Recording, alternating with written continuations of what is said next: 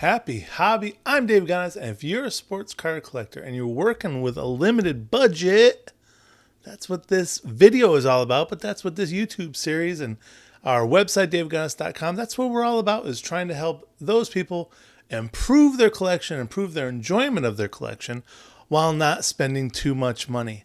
So that's what we're talking about today, setting a budget for your card collecting hobby. And why do you want to do that? Well, there's nothing that can ruin your enjoyment and your love for the hobby than realizing you spent way too much money. You're overboard on how much money is out there. Now you have cards on credit. You don't want to do that.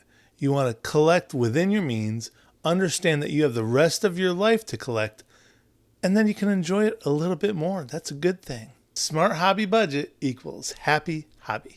So in this video, we're going to talk about some simple steps to help you set your hobby budget, help you take those steps to make sure that you continue to have fun with this hobby. These are simple steps, and there's nothing really daunting or really overwhelming about it. And really, it'll be better for you, be better for your family, better for your collection overall, because now you're starting to hone in and focus.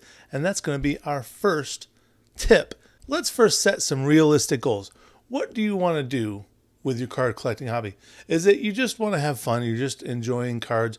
Are you remembering back and having nostalgia over the 80s or over when you were a kid? What's your purpose of your budget? Now, are you trying to collect so that you someday have a retirement? That's a whole different thing, because that takes a different amount in your budget. If you're now putting money into basically a retirement fund, which isn't a wise idea to do with cards because they're so volatile.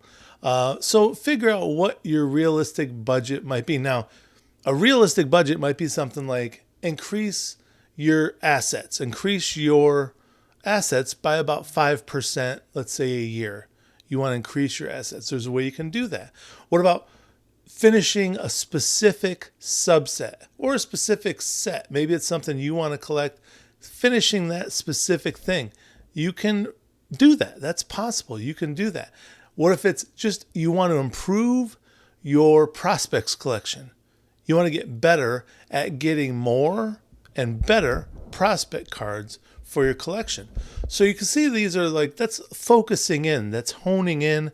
And what that means is when you do that, you're going to start eliminating other things that would affect you working on that specific goal, right? Does that make sense?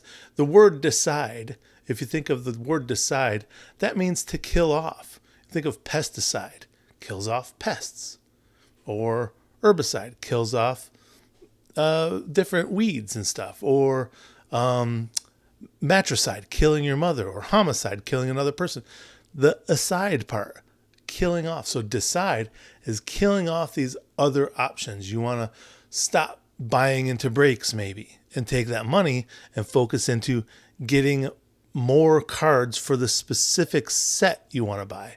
Or maybe you want to kill off the decision to buy a bunch of wax and just hoping to get that one autograph card that on average comes every one box. We'll see. We'll see about that. But if you take money from that, you can now focus it on one specific great single, maybe a good single that you want to buy for your specific goal. So that's our first one. Set realistic goals. Okay, the second step is you want to figure out how much you can afford to put towards your card collecting budget. Now, this is your disposable income, but not just your disposable income. This is kind of like a percentage of your disposable income. You don't want to use all your disposable income just for cards, because then you won't have a lot of money to do other stuff, go to restaurants, you want to still be able to enjoy the rest of your life. Don't spend too much in cards that you can't enjoy the rest of your life, right? So now, if we're going to figure out how much we can afford each month, first you have to have your regular budget. If you get paid weekly, multiply your take-home pay by 4.33. There's not just 4 weeks in a month. There's 4.33 weeks in a month. So if you think of it like that, there's that 0.33 that counts. Now you can also change it so that your budget is, you just say it's 4 weeks in a month, 4 paychecks a month, and then every 3 months you get a full extra paycheck. You get that fifth Friday or that fifth extra paycheck every 3 months, and that's nice. You can kind of change your budget around that way as well. That's a good way to kind of have a bonus coming every 3 months. You get a full paycheck that you can use. But now you're just figuring out what your take-home pay, what your bills are, matching those up, how much is disposable income. Let's just say, for the sake of this video, we're going to say the amount you're setting aside for collecting cards is $100 every month. We're just going to say that number. Whatever yours is, could be $1,000, could be $10, whatever it is. We're just going to use 100 so that it's easier to go through the percentages coming up. Now, number 3 tip is decide which sports and which products you want to collect. Which things do you want to collect? I get it. We want to collect everything. I understand. I want to as well. I tried. You can't. It's impossible. You can't do it. So you want to figure out which sports are my favorite sports to collect, which products out of those sports are my favorites to collect. So let's just say it's baseball. Now you figure out in baseball, what are your favorite products to collect out of baseball? Well, I like Topps Flagship, Topps Chrome, Topps Archives, maybe Topps Heritage. Are you a Heritage fan? I'm not. Let's put that one back. Topps, whatever else. Maybe it's some Topps Now cards you even want to add to your collecting assortment. So now, then you go through and you figure out across the year which dates do those products usually get released. So let's say Flagship Series 1, that's going to be in February. Series 2 is going to be around June. Topps Updates, like October. Topps Archives, it's November. So now you have these different dates of the year that you want to remember to plan on your budget going towards those hobby boxes if you want to buy hobby boxes. Now, you may not want to buy hobby boxes. You may want to buy just singles, but for now, let's just remember those dates you want to set aside those months of your budget for those products and that sport. But really, you don't want to buy singles as soon as the product comes out. You want to wait 2, 3, 4 months. You want to wait almost till the next big product comes out, because that's when the singles for the previous new product kind of dips a little bit, because it's not quite as exciting. Everybody's not feverishly trying to get those cards. Okay, now you want to start thinking of the different facets of card collecting and how your money can be used for different things. You want to think about, how much do I want to spend on wax? What percentage? How much do I want to spend on breaks? Is there a percentage I want to spend on breaks, which is kind of like wax, really? How much do I want to spend on single cards? Maybe it's singles vintage cards, or maybe it's singles new cards that I want to invest in and get and hope that they rise in value. Think of vintage and new cards. Think of kind of like with the stock market.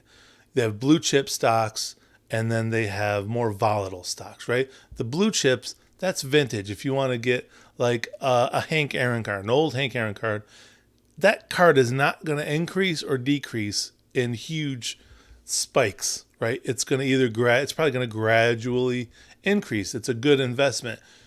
New cards, now, while it's a much higher ceiling compared to what you paid for, it's a much lower ceiling, or a much lower floor also, because that guy could not make it into the majors if he's a prospect, or he could make it 3 years and then blow out his arm or his ACL or something. Then he's affected after his career. A lot of things could happen. So that volatility is tough to deal with. It's not a great investment. However, when you hit on some, and say it was a couple years ago and you invested heavily in, let's say, Gunnar Henderson and Adley Rutschman, like those are going to climb. Like that's a good thing. Or if it was 5 to, let's say, 8 years ago and you invested in Shohei Ohtani, that's a great investment. But there's some bad ones too. There's a lot of bad ones. There's many bad ones. Look at 2021, just any of them. 2022, look at Wander Franco. That was a high ceiling, low floor guy. And man, he hit the floor. So that's the volatility.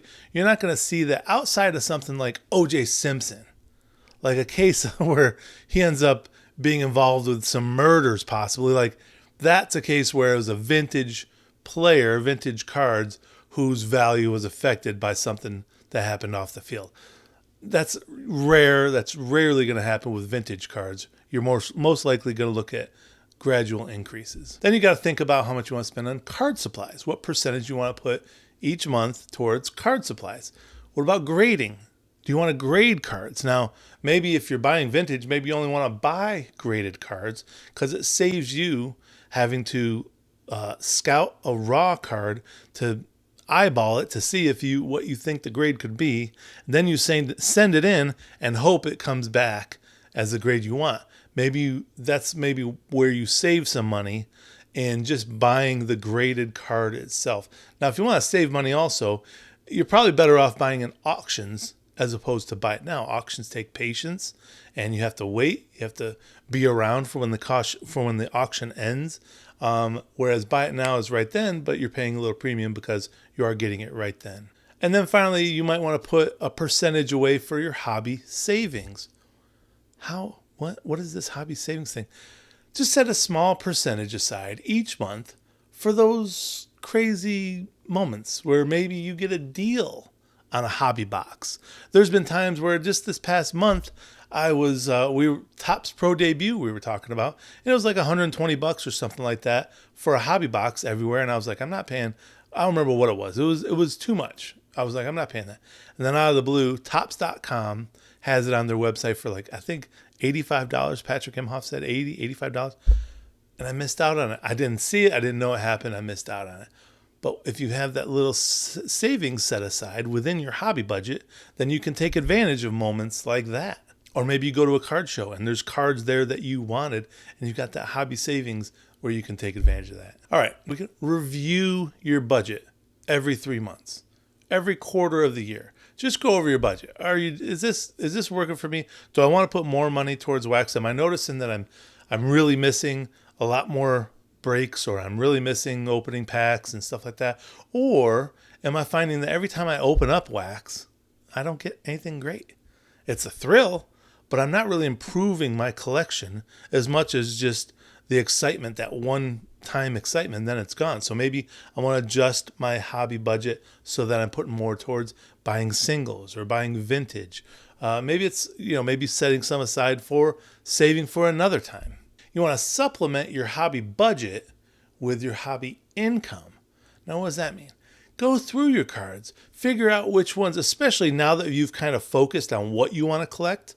You probably have a bunch of stuff that is not in that area that you want to collect. So now you can start taking some of that stuff and selling it on eBay, selling it in Facebook Marketplace or on different social spots. You can make some money there, supplement your hobby budget. Now you have more hobby budget to spend on the things you want to collect. Finally, this one's a tough one. Go over your hobby budget with your significant other.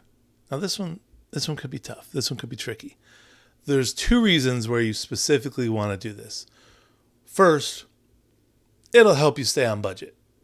If your wife, let's say, knows you only want to spend $100 per month, then if she notices you're spending $300 per month, then she will know this was not part of your plan. So it'll help you stay on that budget. Number 2, your partner is going to appreciate the fact that you're trying to control your hobby spending, and she'll be happier that you are and doing what you do, because she knows that you're trying to control it, and she wants you to be happy, and she knows that you're happier if you are doing it in a controlled way and you're not maniacal and you're not freaking out and having trouble with your finances because of the hobby. Now, I want you to think about this. The cards you buy, whether it's a single, whether it's a vintage or modern single, or it's wax boxes that you hold, not wax that you break. Although I guess it could be wax that you break and you get a great card, but that's now a single. So these cards that you get, all of this stuff is part of your assets now. And so what I mean by that is you didn't blow this money on candy. You didn't blow this money at an expensive restaurant and now it's gone. This is all money that's still in your pocket. Okay. So when you make wise purchases, when you buy a vintage slabbed card of one of the greats, say it's Roberto Clemente, and your significant other is worried about the money that's going into your hobby, you can say, listen, the $100 that we spent, now unless it's cutting into your bills, we're talking about your disposable income. The $100 that you spent is still there. It's still in your savings, essentially. So you say this $100 card that you bought it's right there. That's where our $100 is. It's right there. If we need $100, it's right there. We can sell it. We have $100. So that will help alleviate their worries a little bit. Now, again, you don't want to start getting into a credit situation where you're buying cards on credit, because that $100 isn't yours yet. You owe the $100 on that card. See what I'm saying? So by doing that, you can alleviate their worries. You can get them excited about your collection. When you start getting better and better cards, that means the savings account is getting better and better. It's getting bigger. So that's a good thing. But just remember, it's tough to get a good return on investment buying hobby boxes and buying blasters and buying retail, because there's just not that many great cards in there for you to get. The odds of you getting awesome cards that will be worth more than what you spent on those cards is not great. So you have to be careful with that. So those are my 7 tips on collecting on a limited budget. Just be thoughtful. Try to control yourself. Try to eliminate any impulse buys. Try to eliminate all of that and just focus. You want each month, you want this percentage. Let's say you do 50% of your hobby budget towards singles. Maybe it's vintage singles. Maybe 5% towards wax and breaks. Maybe 5% towards card supplies.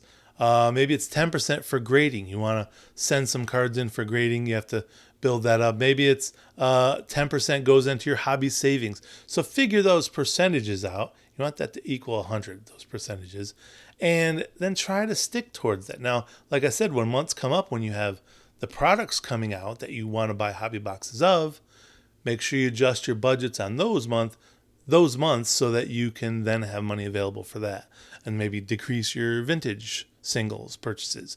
Now, you can roll over from month to month. Say this month you don't buy any vintage. Next month, now you have double the amount you can spend on vintage. So you can really kind of do a lot of maneuvering, but it all starts with setting that hobby budget first and then going from there. So let me know, what are some tricks you've learned? Let me know in the comments below. What are some things you do to make sure that you set a responsible, smart hobby budget? I know there's a lot of jokes on everybody. There's so many memes out there about just people overspending and stuff like that. But seriously, I know you guys are, a lot of my viewers are people that are collecting on a limited budget. So what are some tricks that you do? Maybe it's you just enjoy watching people open cards. That could be part of your enjoyment. That's part of the excitement. People that do breaks on videos on YouTube, they get a cajillion views. People enjoy watching breaks. So maybe that's your enjoyment. Doesn't mean you have to have a billion cards to enjoy it. So let me know in the comments, and whatever you do, set a card collecting budget, which will help you have a happy hobby.